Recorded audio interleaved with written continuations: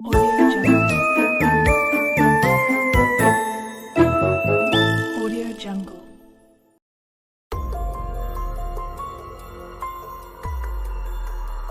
दोस्तों, आज हम आपको एनाबेल डॉल की सच्ची कहानी सुनाने वाले हैं। इस डॉल के ऊपर 2013 में द कंजरिंग फिल्म भी बनाई गई है। यह एनाबेल डॉल और डोना नाम की लड़की की कहानी है।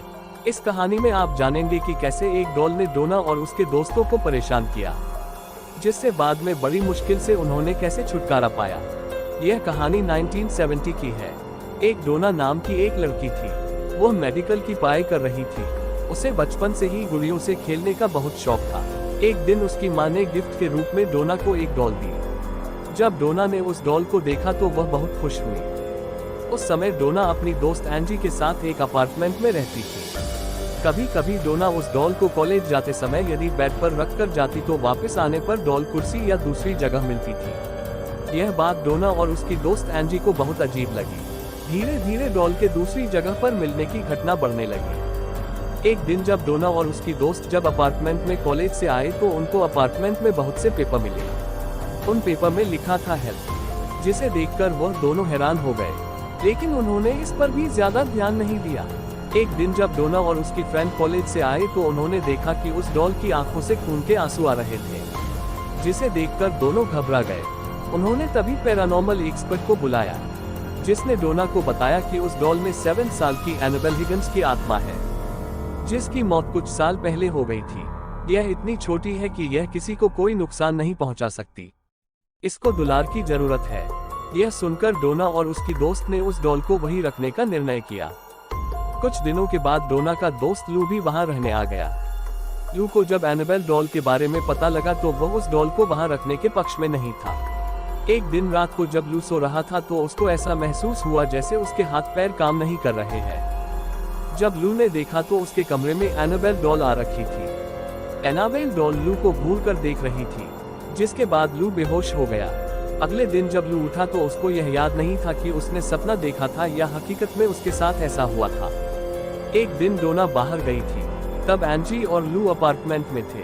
तभी लू को अपनी छाती में कुछ दर्द महसूस हुआ। जब लू ने देखा तो उसकी छाती में किसी जानवर के पंजे के घाव के निशान थे। इसके बाद उन्होंने फादर कुक को बुलाया। पादरी ने भी इस काम के लिए पैरानॉर्मल एक्सपर्ट एड और लरेन वॉरेन को बुलाया। उन्होंने एनाबेल डॉल को कार की पीछे की सीट पर रखकर अपने घर के लिए निकल पड़े। रास्ते में उनको ऐसा महसूस हुआ जैसे उनकी कार की स्टीयरिंग और ब्रेक जाम हो गए हैं। उन्होंने तभी डॉल पर पवित्र जल छिड़का, जिससे वह सुरक्षित अपने घर पहुंच सके।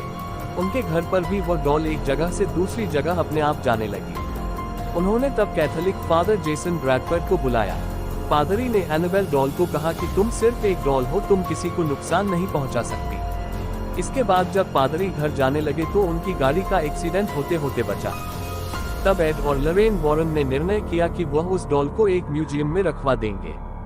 उन्होंने एनाबेल डॉल को एक वुडन बॉक्स में रखकर पादरी से पवित्र जल छिड़कवा कर उसे एक अकल्ट म्यूजियम में रखवा दिया। एक दिन एक दर्शक उस डॉल को देखने आया। उसने उस डॉल का मजाक उड़ाया।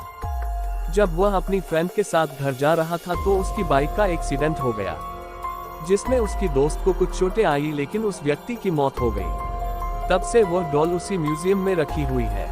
हम उम्मीद करते हैं कि आपको हमारे द्वारा वीडियो दी गई कहानी एनाबेल डॉल सत्य घटना पसंद आई होगी।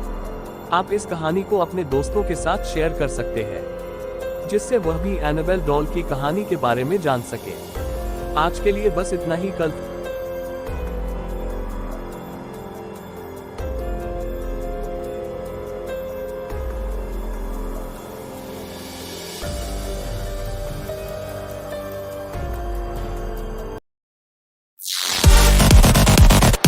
Audio Jungle.